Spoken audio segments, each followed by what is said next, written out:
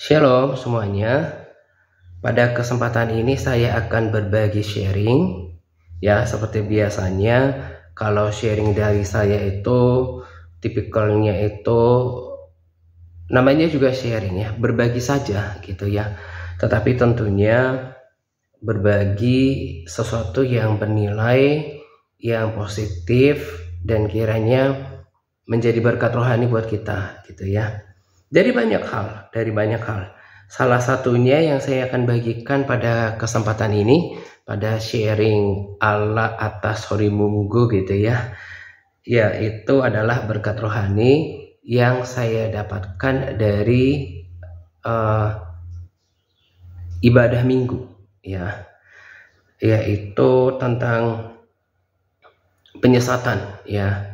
Dan memang itu kalau kita belajar sungguh-sungguh dari firman Tuhan ditambah dengan penjelasan seperti yang saya sedang baca saat ini dari Alkitab Studi, bahwa memang penyesatan itu sudah ada sejak dulu ya, sudah ada bahkan sejak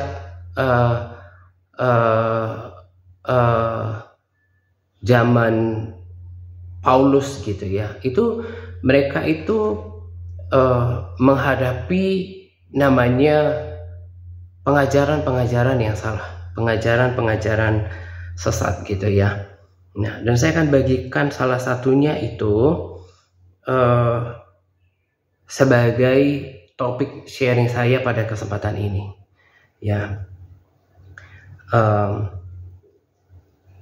Tetapi sebelum ke sana ya, saya mau bagikan yang pertama-tama adalah apa yang saya dapatkan ketika memutar ulang video yang saya bagikan beberapa waktu yang lalu di channel kita ya, tentang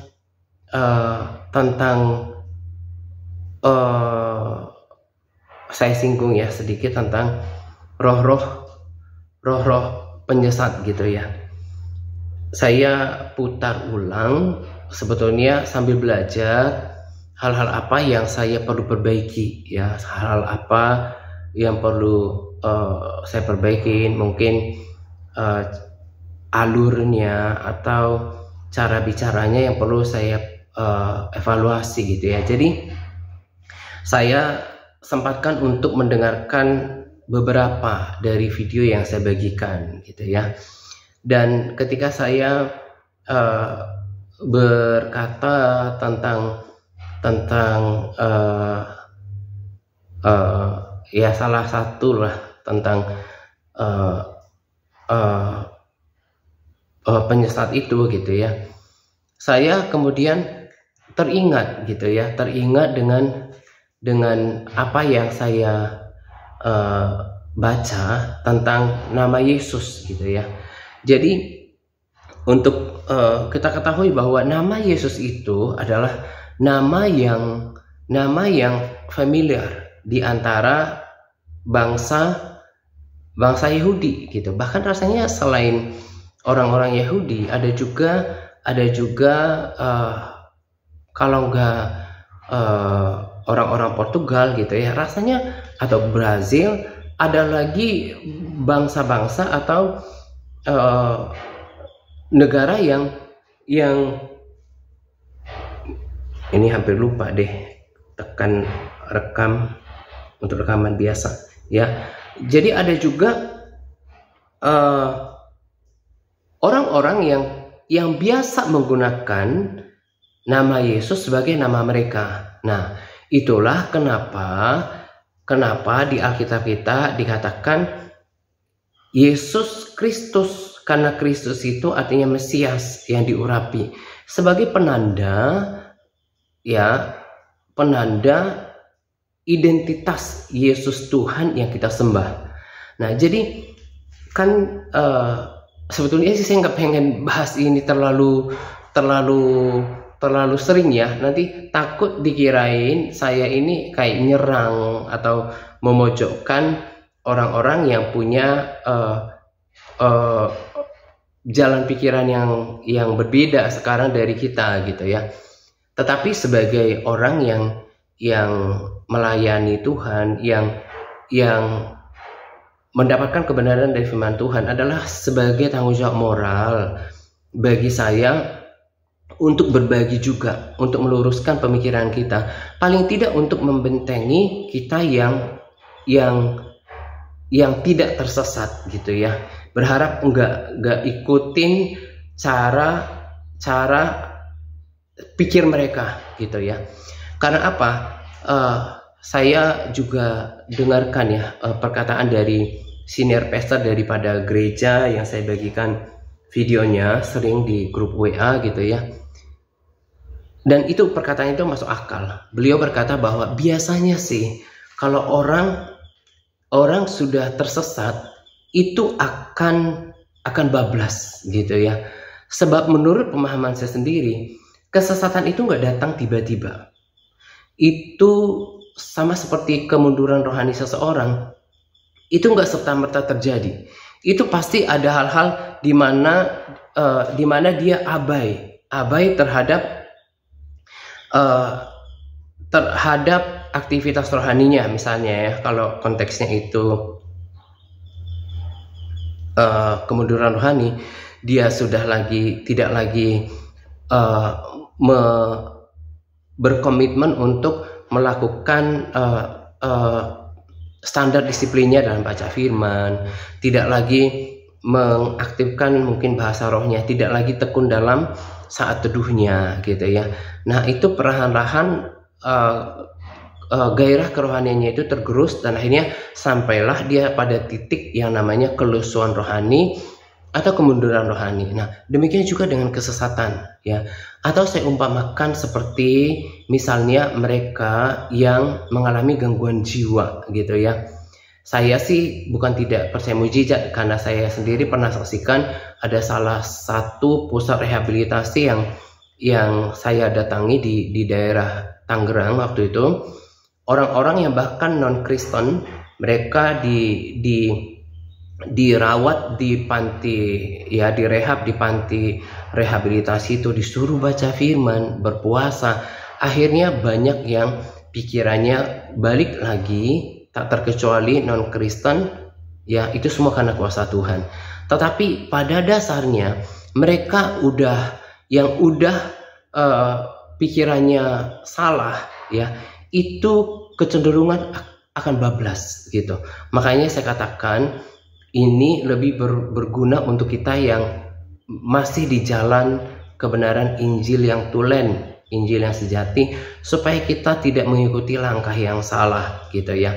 Nah jadi tadi saya katakan yang saya mau sampaikan bahwa kan yang Ono kan bilangnya Roh Yesus ya. Jadi mungkin supaya agak keren, agak beda gitu ya, mereka itu klaim bahwa oknum yang mereka kagumin ini, yang mereka anggap sebagai jelmaan Tuhan Yesus ya, dikatakan ada Roh Yesus. Padahal dengarkan penjelasan saya yang sangat sederhana ini. Roh Yesus itu kan sama dengan Roh Allah. Jadi kalau dulu di zaman perjanjian lama kita lebih akrab mendengar roh Allah, kemudian ketika Yesus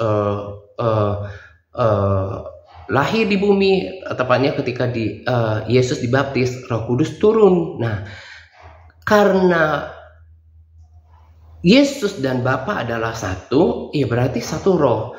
Roh Allah itu sama dengan Roh Kudus, atau Roh Allah itu sama dengan Roh Yesus yang kita sebut dengan Roh Kudus gitu ya.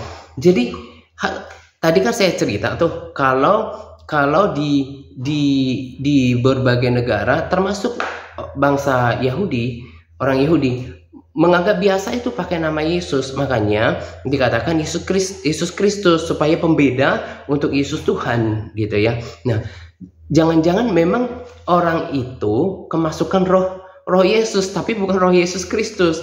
Kenapa? Kalau Roh Kudus yang benar-benar roh Allah, roh Yesus, Roh Kudus yang ada di dalam hati kita itu betul-betul menghinggapi orang itu, pasti kan menuntun kepada kebenaran. Kebenaran sejati adalah firman Tuhan. Tentunya nggak berbeda, sebab ya di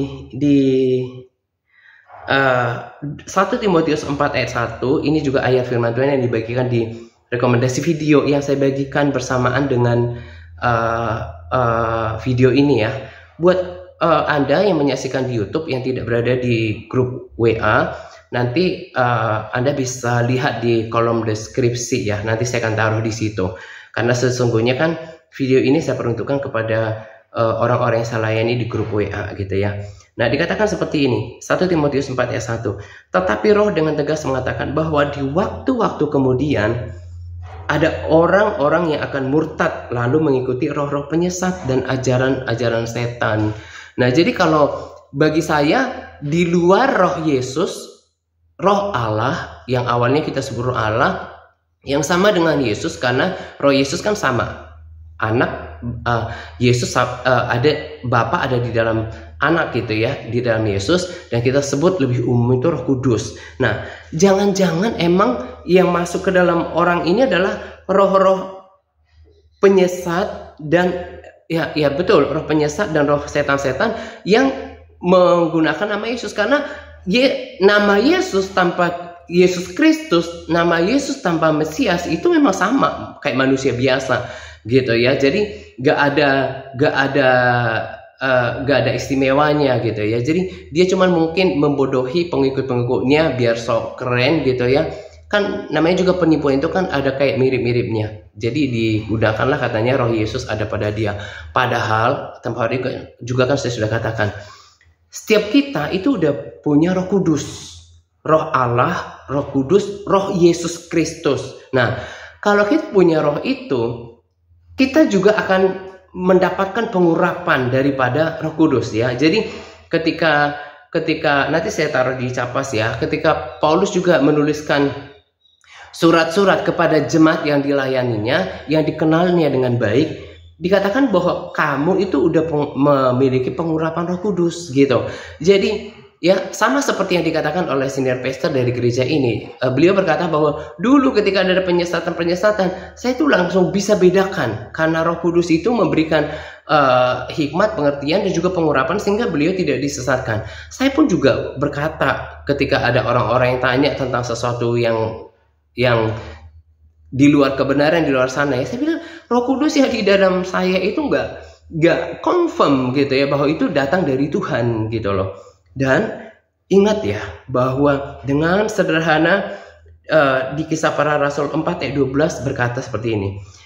Dan keselamatan tidak ada di dalam siapapun juga selain di dalam Dia huruf besar, sebab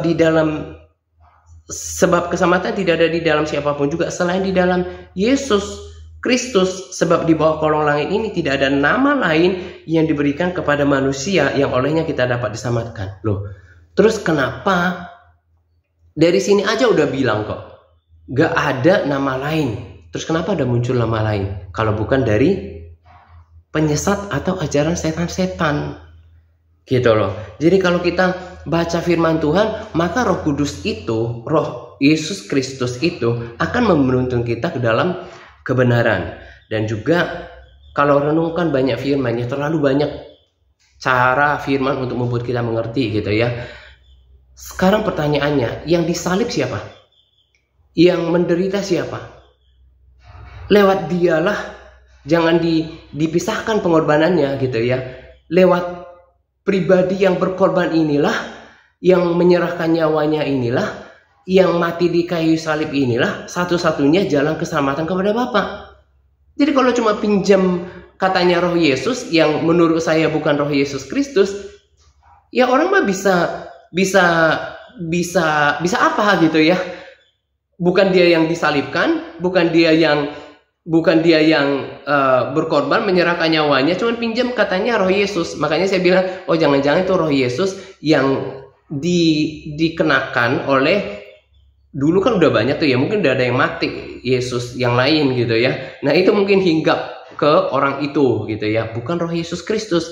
Karena roh Yesus Kristus, kalau roh Yesus Kristus, roh Mesias itu yang benaran turun di dia ya akan menuntun kepada firman yang kita sepakati juga gitu ya. Jadi sekali lagi saya katakan, saya nggak sedang menyerang orang-orang tertentu ya. Ngapain juga menghabiskan tenaga untuk hal-hal yang nggak perlu gitu ya. Tapi tadi saya katakan adalah tanggung jawab saya, tanggung jawab moral saya untuk kemudian memberikan penjelasan paling tidak kepada kita yang masih di dalam kebenaran Injil sejati, Injil Yesus Kristus ya. Karena sebetulnya sangat menyeramkan banget loh. Karena belakangan ini juga kan saya sebenarnya nggak terlalu baca, tapi namanya juga punya dua mata gitu ya. Jadi akhirnya ada juga yang ya of course saya lihat tulisan-tulisan yang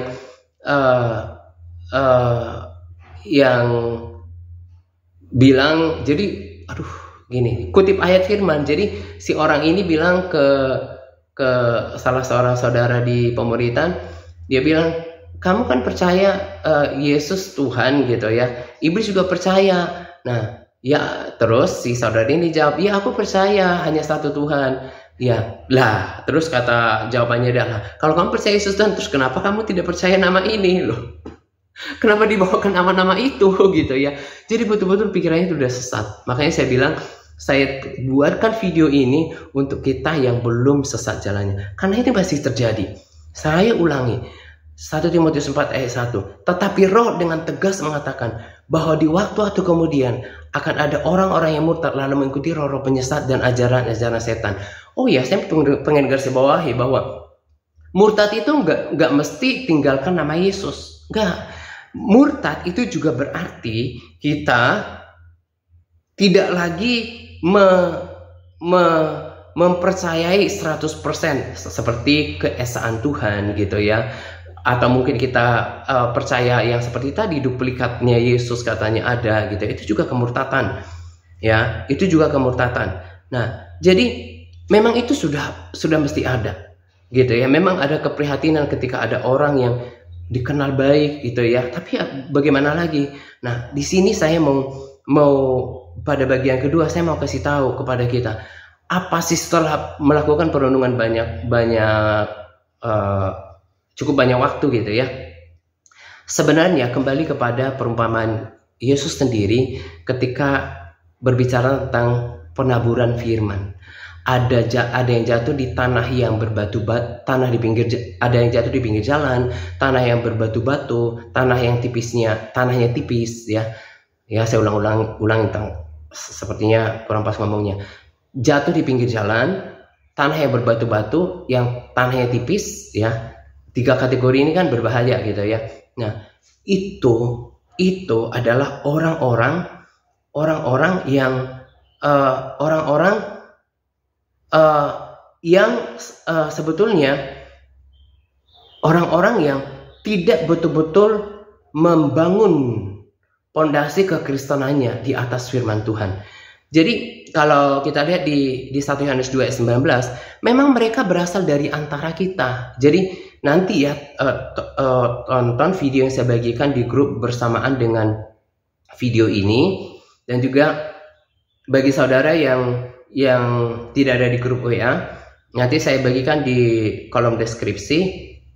Saya udah tonton 1 jalan 2, pas tadi saya doa tengah hari, udah jalan video kedua setengah. Nanti malam biasanya gitu untuk mengisi waktu, habis doa baca firman, setengahnya dibaca lagi gitu. Nah, dan saya akan pelajari kan mereka 5 kali ibadah ya, 5 kali pengajaran yang padat, yang sangat bergizi. Nah, dikatakan di sana, dan memang mereka berasal dari kita. Jadi kita itu ada yang namanya saksi Yehova dibahas di video itu. Video ibadah pertama saksi Yehova, Mormonis gitu ya. Kemudian juga ada kelompok ada 2 lagi gitu ya. Nanti disaksikan aja karena beliau sudah menyampaikan dengan sangat mantap gitu ya. Saya pun belajar dari situ. Nah, termasuk antikris itu adalah mereka bagian dari kita. Mungkin pernah bahkan diterangi hatinya, pernah mengecak firman, tapi nggak sungguh-sungguh termasuk pada kita. Sebab jika mereka sungguh-sungguh termasuk pada kita, niscaya mereka tetap bersama-sama dengan kita. Tetapi hal itu terjadi supaya menjadi nyata bahwa tidak semua mereka sungguh-sungguh termasuk pada kita. Kesungguhan itu ditunjukkan dalam sikap kita ketika membaca firman Tuhan, merenungkannya, mempercayainya, menerimanya, menghidupinya. Dan itu yang saya lakukan hari-hari ini, dan luar biasa terjadi ya. Hari-hari ini betul-betul hari-hari yang berat. Kayak tadi saja, ini saya rekaman udah habis doa siang, udah 2:30. Sebetulnya pagi saya udah mandi lebih awal, udah siapkan diri mau rekaman, tapi begitu berat. Namanya di dalam spiritual realm, di dalam alam roh ya, ada intimidasi, ada kelemahan lah gitu ya. Saya pikir saya punya senjata, yaitu saya selain firman, selain doa gitu ya, saya pas tengah hari lakukan ibadah lagi seperti biasa gitu ya. Saya memuji Tuhan gitu ya. Nah, kekuatan baru di kekuatan saya diperbaharui gitu. Ini saya bisa lakukan ini karena pelayanan roh itu nggak bisa ngandalin kekuatan sendiri. Karena harus mengandalkan tuntunan Roh Kudus, anointing from the Holy Spirit, dan bukan karena kekuatan dari diri sendiri. Nah, saya pujian penyembahan, ya, saya dengarkan firman separuhnya, yang tadi saya bilang separuhnya, nanti malam habis doa malam lagi. Dan pagi-pagi, kalaupun tidak berat rasanya untuk berdoa gitu ya, berdoa, paling tidak berlutut ya, pujian penyembahan. Makanya saya sangat bersyukur ketika Tuhan Roh Kudus mengaruniakan saya karunia berbahasa roh. Di Roma 8 ayat 26. Demikian juga roh membantu kita dalam kelemahan kita. Sebab kita tidak tahu bagaimana sebenarnya harus berdoa.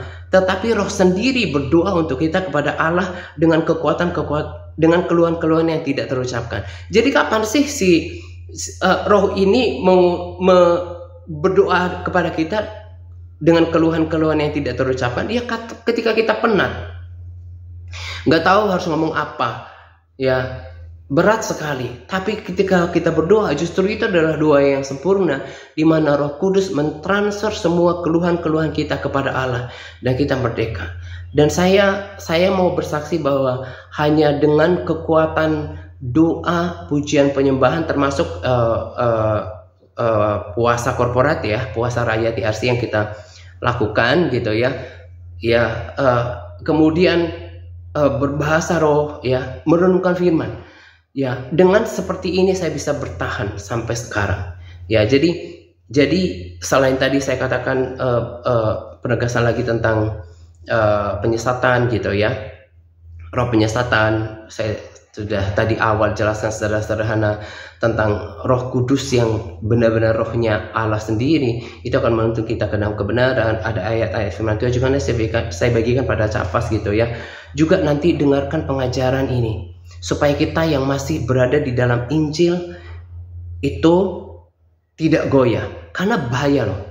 Jadi tadi saya katakan murtad itu bukan mesti tinggalkan Yesus terus berganti KTP.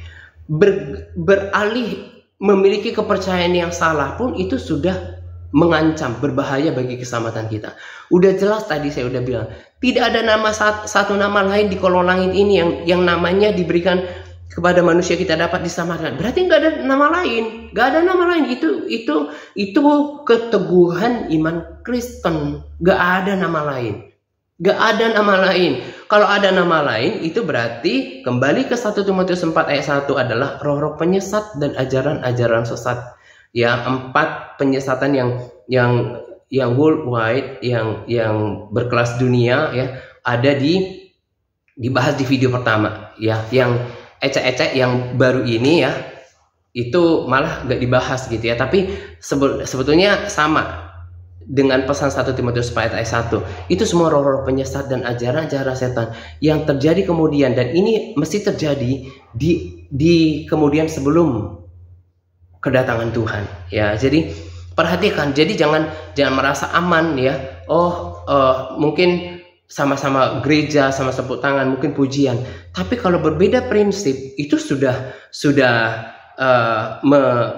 menyimpang dari kebenaran, dan Tuhan tidak mau kebenarannya itu diselewengkan gitu ya. Kita yang masih memiliki pengurapan daripada Roh Kudus juga harus diperlengkapi dengan pengajaran yang benar, pengetahuan yang benar. Karena ya, beliau juga katakan di video, pengenalan yang benar kepada Tuhan itu harus datang dari pengetahuan yang benar. Dan semua pengetahuan yang dibagi dalam video itu berasal dari firman Tuhan, gitu ya. Dan saya tambahkan lagi ya, memang tempoh hari kan saya katakan gak usah terlalu dibuat penat dengan puasa-puasa. Tapi bukan berarti puasa gak perlu. Justru saya nggak mau lagi berhenti untuk berpuasa. Walaupun ya kayak sebelum kita puasa korporat yang Mei ini, saya udah awali lebih dulu gitu ya. Sudah awali lebih dulu, bahasanya sama, sudah mengawalinya gitu ya. Nah kemudian pas akhir-akhir saya juga mix dengan intermittent fasting gitu ya. Karena apa? Saya nggak mau kehilangan berkat rohani yang dikerjakan oleh puasa. Karena puasa itu ada kuasa yang melebihi cuma doa biasa.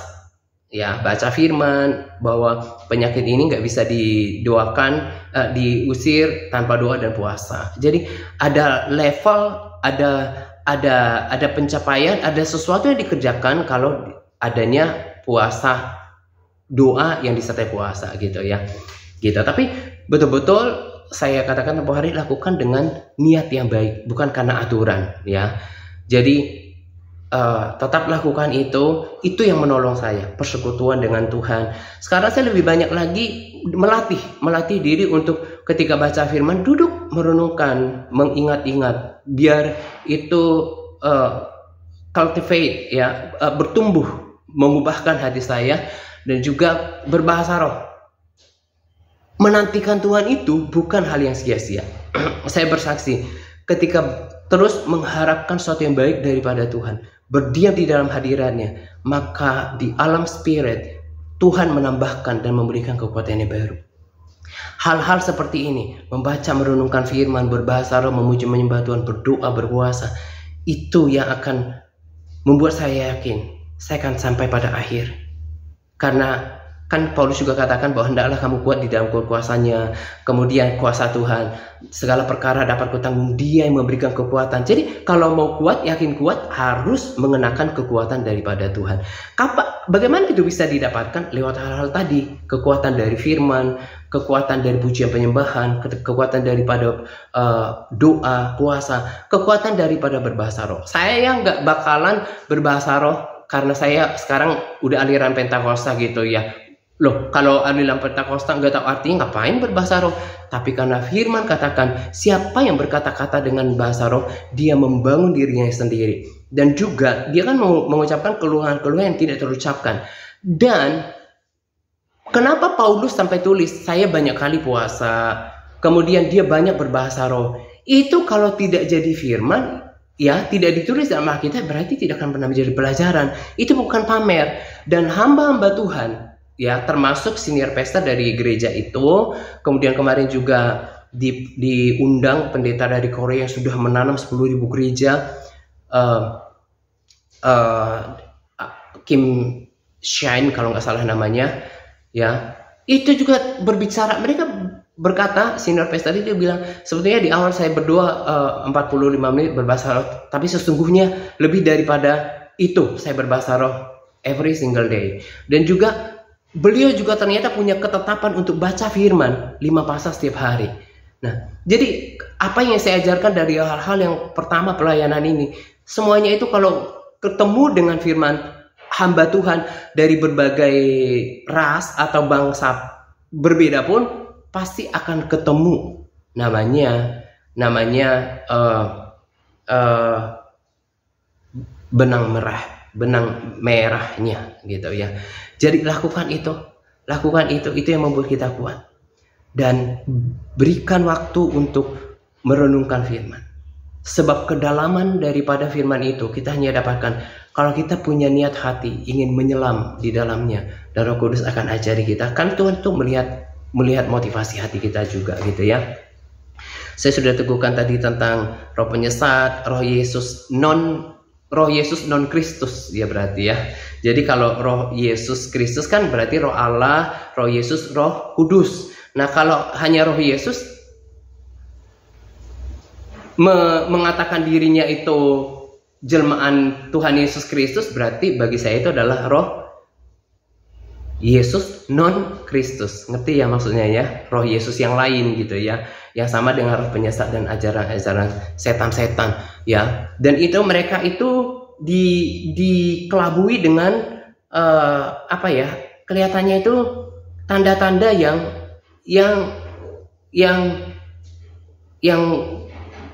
gak ada dalam firman Tuhan gitu ya.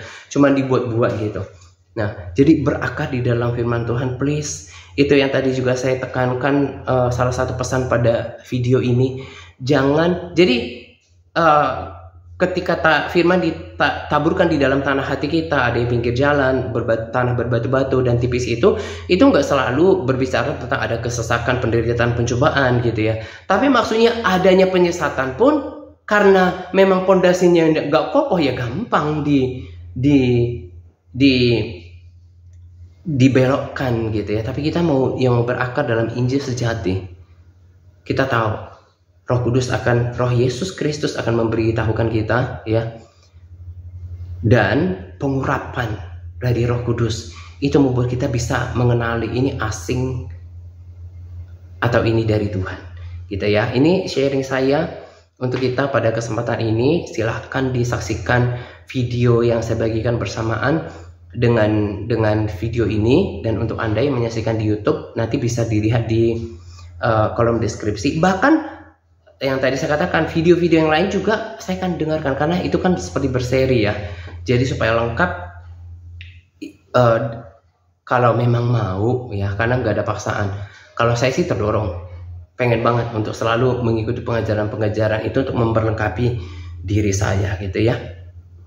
Ini saja yang saya mau bagikan untuk kita, dan itu tadi, lakukan pembacaan firman itu bukan rutinitas, tapi duduk yang kelihatannya nggak ada gunanya, duduk untuk merenungkannya. Kemudian juga tambahkan bagian menantikan Tuhan. Itu juga ada pengkhotbah dari luar negeri berkata bahwa salah satu porsi atau sesi di dalam persekutuan dengan Tuhan adalah waiting on God. Ya, menantikan Tuhan. Ya, linger in His presence. Ya, berlama-lama di dalam hadiratnya, walaupun sepertinya kita gak lakukan apa-apa, tapi kan kita bukan cuma hidup di alam jasmani, tapi di alam roh, di mana Tuhan menyuntik kita dengan kekuatan yang baru, recharge kekuatan batinnya kita. Jadi belajar untuk menantikan Tuhan.